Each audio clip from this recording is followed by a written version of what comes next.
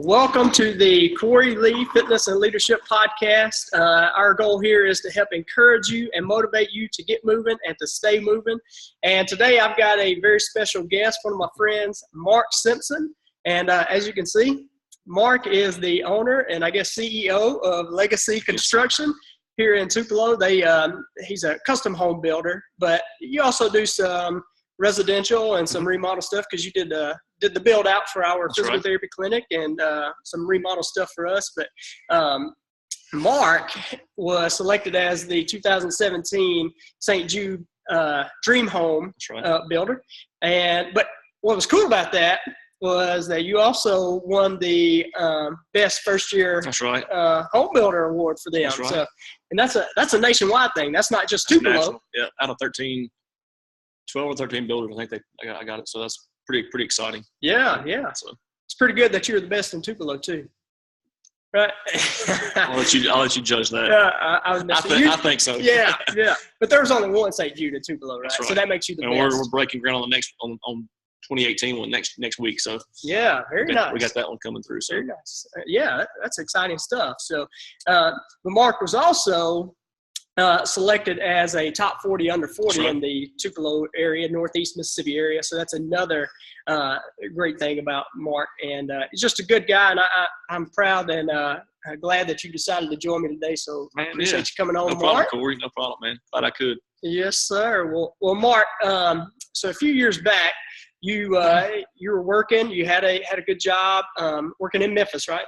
Yeah, I'll give a quick brief background of myself. Born and raised in Memphis. I've been here for, 10 years. Me and my wife, Kimberly, we met at State. We got married, and we moved to Memphis. That's where I was from. Built a house up there, lived there for about 2 years. I worked for a pretty large builder in the Memphis area for about 5 years. Did about 150 to 175 houses a year in the Memphis market, which they had different builders, and I was a builder for them. We'd be in charge of 1 or 2 subdivisions, maybe. Each builder might do 20 or 25 houses a year that you'd be in charge of. And then my last year with them, they promoted me, or my last year and a half I was with them, they put me over a commercial project in downtown, building some condos overlooking the river, Mississippi River. So I got a little touch of some commercial construction in that portion of it. But that was a really neat experience, and I enjoyed that quite a bit. But we moved here about 10 years ago, and I worked for a local business, local glass company, as a sales estimator, project manager for about 8 years. And then I started my business. It'll be 2 years in February that I quit them and started my own business in February, doing custom or just residential construction, new homes mainly, with some remodeling for some people that I know still. But that's kind of how I got into it, and it's been a neat 2 years so far. Yeah, man.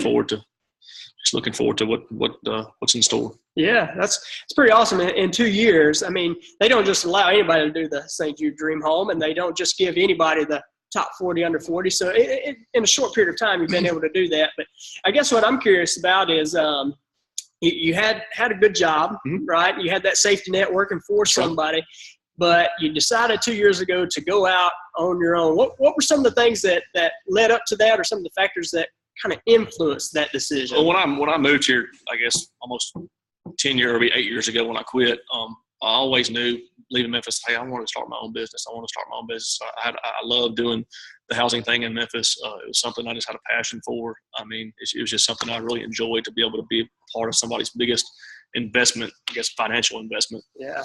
And I just always knew in the back of my mind, I'm going to do it. It's just going to be a matter of time. And then back in February of, I guess it would be 16 is when I quit. It's just, you just got to, I had some stuff coming towards me. People were contacting me, and some opportunities that I just couldn't really push away or not take lightly. And I just, like I told Kimberly, I just called her one day and said, hey, I'm quitting. And boom, there it is. It's just one of those things that you got to, it's prayer and just I had a plan in place, and it just kind of from that point I hadn't had any work. I mean, I've had work since I quit, so wow. Lord blessed us so far. So that's pretty awesome, man. You said that you always kind of wanted to do that, and you hear a lot of times where if you go to someone that's elderly and you ask them, hey, what's some of your biggest regrets? And some of their biggest regrets are the things that they didn't do. Right.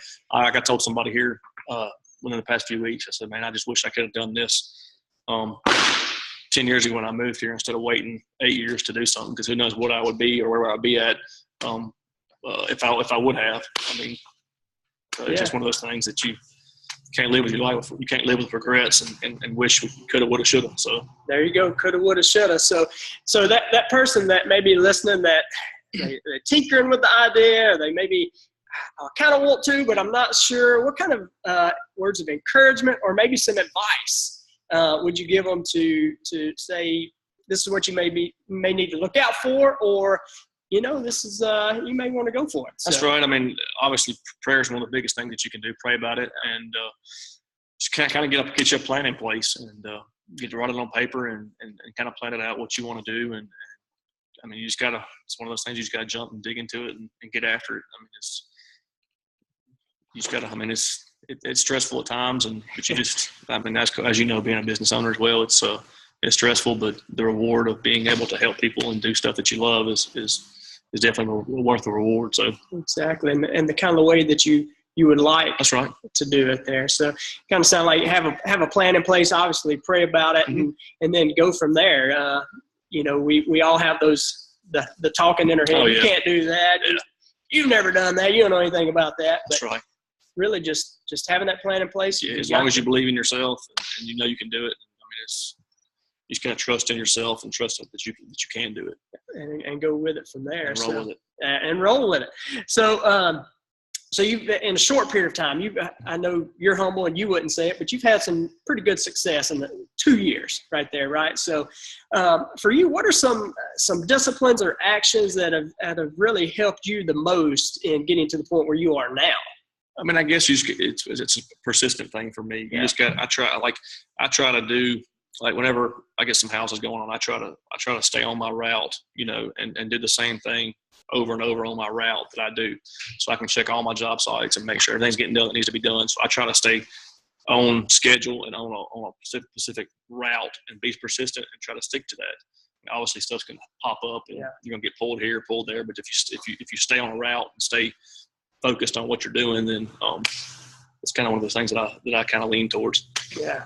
That's good. I mean, just keep chipping away, persistent. It sounds like you still have a plan in place, and you're acting on that plan. Right. So I think that's good. Again, you've had some awards and some of those kind of things, and but I know you don't want to stop there. You want to keep growing and keep continuing to get to. I mean, being only 2 years in business, I guess you can say I'm still a young business owner, which I am. But I mean, I would love to be. I want to get to that next step where when somebody wants a house built, I want my name or legacy, or I want to be that person that, hey, who's going to build your house? I want my name to be at the top of the list, and that's just something I'm going to work towards. And in the future, who knows what we might get into. I mean, I'd like to get into some development work maybe in the future, and then on down the line, I might get into some light commercial stuff too. So I'm just not going to. I mean, you just can't settle where you're at. You just got to keep pushing and trying to better yourself and better your business to get where you want to be. Yeah, never settle there. So if somebody says, I want to build my house, who do I call? I mean, is there anybody else besides Legacy? Not worth the phone call. Just messing. There's some good guys in the area. It's a competitive industry, but you just got to build yourself on relationships and trust and honesty, integrity, and you just got to. I mean, it's somebody that can always do something cheaper, or than what you can. So you just gotta. If everybody's competing on price, what separates you from everybody else? Quality. I mean, yeah, exactly. Well, I think you've added some value there, and I think it helped people with what you said. We're going to kind of move now into a little rapid fire. Okay, you ready? So just a few quick questions here for you. And you're from Memphis. Yeah. You live in Tupelo now. That's right. Right. So my first question to you. Have you ever been to Graceland, or have you ever been to Elvis's birthplace? I'm embarrassed to say no and no. Oh, my goodness. He's never been to either one of them. Are you kidding me? You've lived at both of his places. I felt bad, too, because I lived in Memphis for 26, 27 years, and then I drove by St. Jude for a year and a half on my way to work. I never even grace the steps there, but it's all. Who it's knows? all good now. You may be the next remodel job for Elvis's birthplace. Right? I don't know. What's your favorite food? Steak. Steak. Okay, it's the protein in it. Right? Of course. We are in a gym, so we talk about those macronutrients there. Yes. So, what's the most exotic place that you've ever visited or ever been to vacation to? Probably Cabo. Cabo, man. I don't even know how to spell that. Yeah, it's pretty easy. I hear you. I don't even know where that's at. Is that like South California, the Baja Peninsula, all the way down at the very tip? It's nice. Underneath California. Yeah, that's where we went for our honeymoon. So very good. That sounds cool. So, what about the most physically challenging thing you've ever done? CrossFit. CrossFit. There you go. But it was fun, right? Of course. Of course. There you go. What about if I were to, or when you're going from job site to job site, and you got that bass turned up, that bass and that bass turned up on your 20s in your big truck out there, what are you listening to? Probably, more than likely, it's probably on Miss 98. Okay. And if my kids are with me, it's probably on Kids Bob. Kids Bob, yeah. That's right. Yeah. And we've got a preacher friend that he listens to AC/DC. Okay. I'm good.